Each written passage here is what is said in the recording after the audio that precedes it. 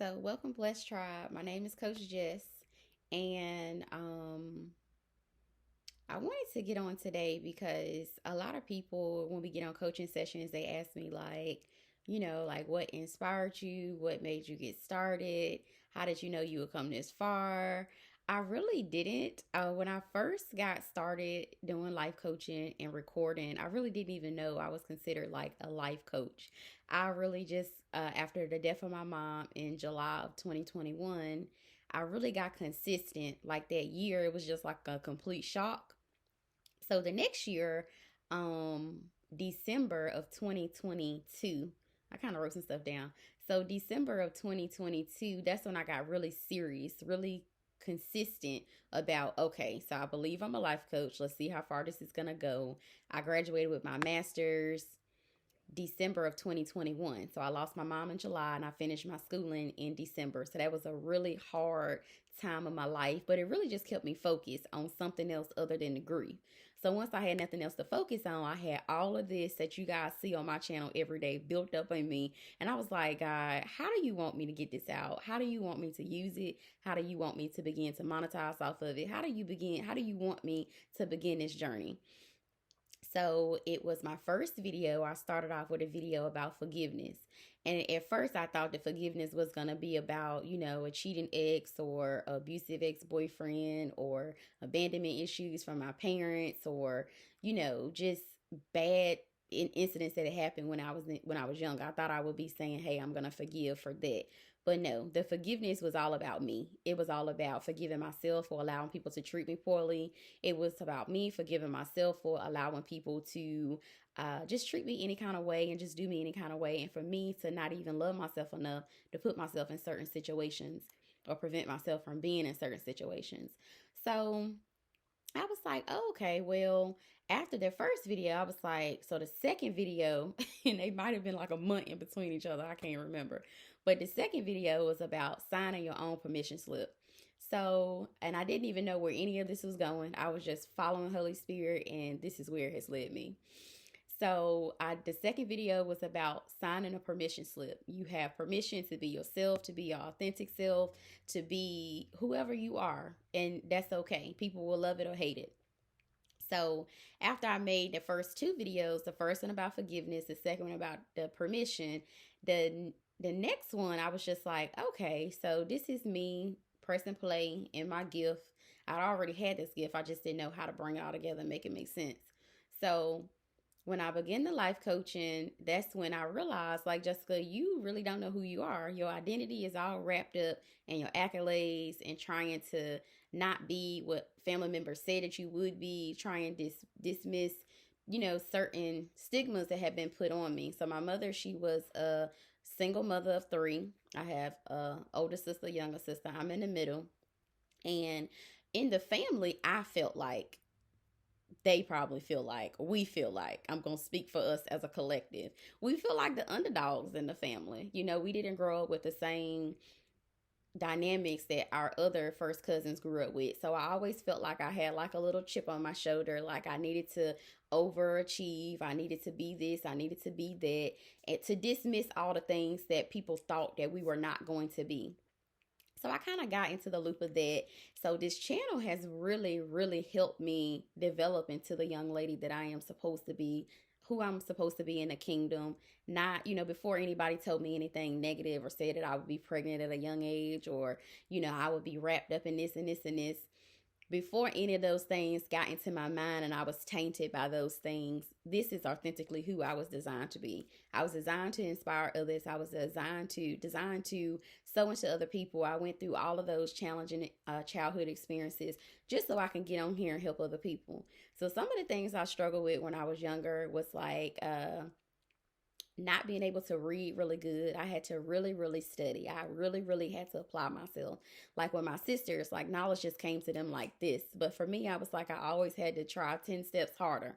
I always felt like, like I was never good enough for some reason. And it may not have been anything that anybody done. It was just how I grew up, just feeling like a defeat from the beginning, coming from the single parent background, raised by like both sets of my grandparents and aunties and uncles, just taking information from all over the place. And it all makes sense now, but That was just something that I had to overcome. And my ability to stay committed. So if you're thinking about starting a YouTube channel and you don't know how to start or how to press play in whatever area you're supposed to be doing, because it's so many different varieties of YouTube channels you can start. Far as like do-it-yourself projects, I have another guy from my hometown. He does like really creative decorating, beautiful wedding decorating, baby shower decorations, and his channel is doing very well. I see people who have millions of subscribers by producing like calming and soothing music, jazz music.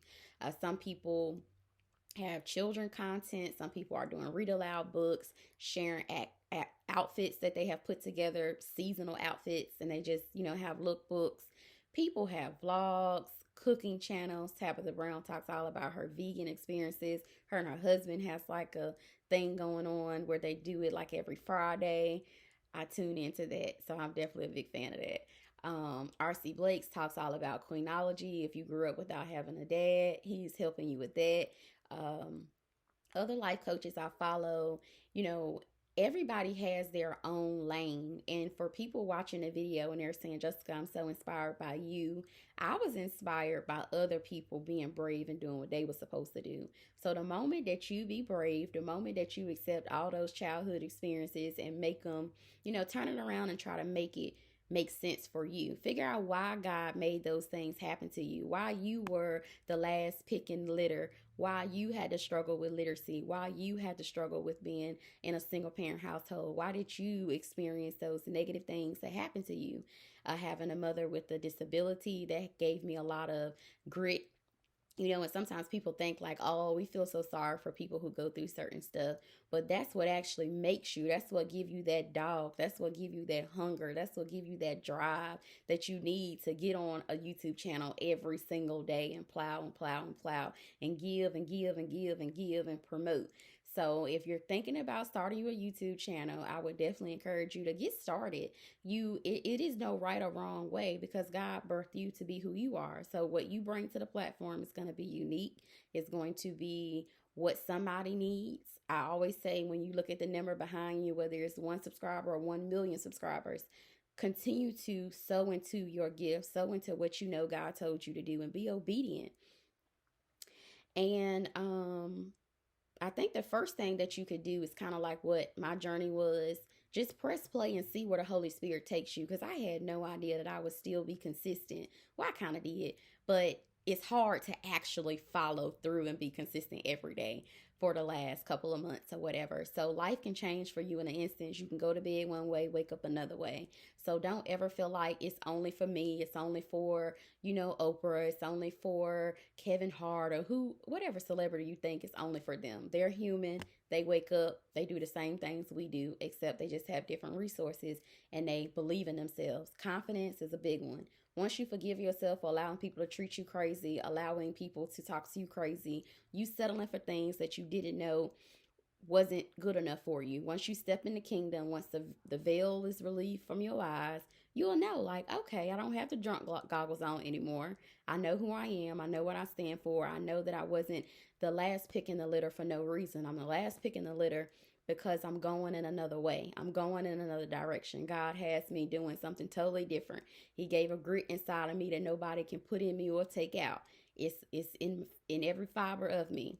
So just know those same negative things that you experience, you can turn them around and stop letting the enemy use them to beat you all upside the head with it. Except you can turn it around and make it good. Share your journey. Be authentic. Be yourself. Press play today. So I just wanted to get on and share just kind of like, some of my progression, because a lot of people that I talk to within my coaching sessions, they always say, I'm so inspired and I'm so admired. I admire everything that you're doing on your channel, being consistent, and I see myself doing what you're doing, and you can do it. Just start pressing play. That's all I did. I turned a traumatic experience from losing my mom into something that has definitely created a wealth of knowledge, a wealth of networking and resources for me and my family. So I hope that this video helped and encourage you to start pressing play in whatever you're supposed to do. If you're supposed to be doing hair, start doing hair. If you're supposed to be doing nails, start doing those nails. If you're supposed to be renovating little tiny houses, I'm just obsessed with tiny houses. So yeah, like if you're supposed to be renovating tiny houses, decorating, helping people declutter, painting, tinting windows. You know, everybody got a guy they can call up to fix a cell phone, tint some windows. You got a nail tech that I like I said, I got a masseuse, I got a girlfriend that know how to decorate, I got a lawyer. You got so many people right there in your community, your local community. Stop looking on TV and on YouTube sometimes to look for creativity. You are connected to creativity right there at in your cell phone. You got some billionaires in there. They just don't know it yet. So you taking the first step and sowing into your dreams, sowing into your passion, getting into your gift. God gave everybody a spiritual gift. So the moment you call on them and say, listen, you're really good at this, I need you to start working in your gift. You see me working in my gift, I need you to step it up. So me starting to work in my gift has trickled down to all of my friends. You can't even be connected to me unless you in your gift. So everybody around me, they're like, listen, they're trying to claw their way into that gift. What am I supposed to be doing? So the moment you press play, everybody connected to you, people that you don't even know on YouTube and in your family, your community, they're going to start gravitating towards you. You're going to motivate them. And that's what we're all supposed to be doing, using our gift to help one another in the kingdom. So I hope this video helps. I just wanted to tap in, give you a little encouragement on today. Press play and whatever you're supposed to do. God bless. God bless.